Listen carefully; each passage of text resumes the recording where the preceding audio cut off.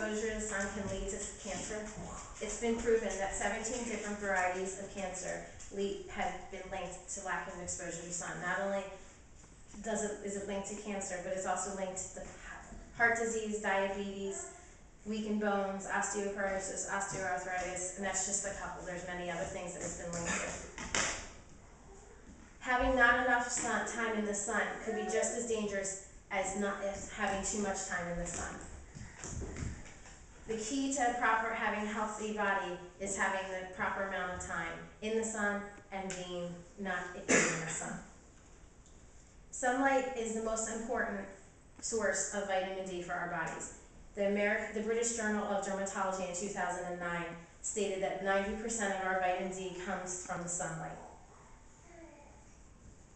It is recommended that the American Journal of Public Health in 1996 recommended that a Caucasian spends 15 minutes of time in the sun during the summer and 20 minutes during the winter, and that's on a daily basis. For African Americans, they say that should be double the amount of time. The best way to find out how much time you should be spending in the sun is to talk to your doctor, because it depends on your pigmentation of your skin. Overexposure to sunlight can also be just as dangerous. It can lead to skin cancer. Most commonly diagnosed cancer in the United States is skin cancer. Underexposure to sun leads to vitamin D deficiency. Vitamin D is required for your body to absorb and utilize for calcium, which keeps your bones and teeth strong. It also leads to rickets disease in infants and children.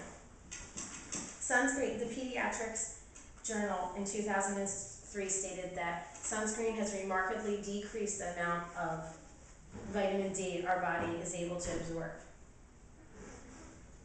Adults. We've talked about adults and the health problems that the vitamin D deficiency leads to. 36% of Americans today in the United States have been diagnosed with this. That comes from the USA Today in 2008. Children, the importance of vitamin D in children is very important. In the Arch Pediatric Adolescent Medicine Journal in 2004 stated that the rickets disease is on a rise, not only in the United States but also in the UK. And it's very important that children get the amount of vitamin D that they need.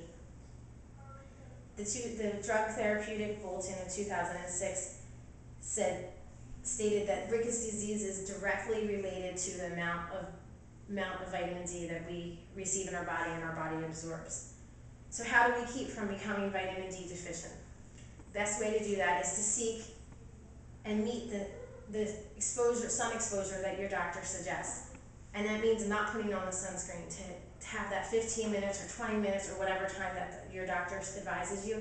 That's the best way to do it, is to meet that without you have to not put on sunscreen. Have your doctor test you. It's very easy to test, to have this test done, but not a lot of people do it.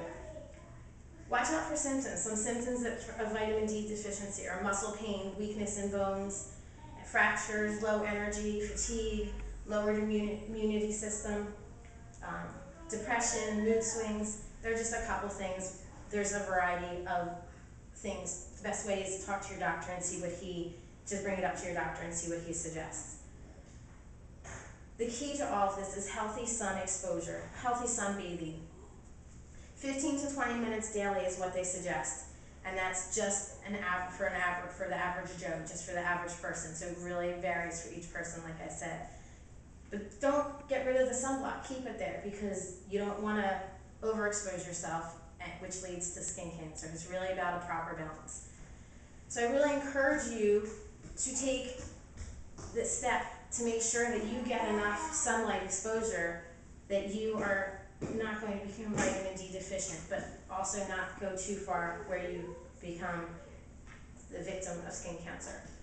So I just really ask you to take that step and keep that in mind and realize just how important that is. Thank you for coming in. Have a great night.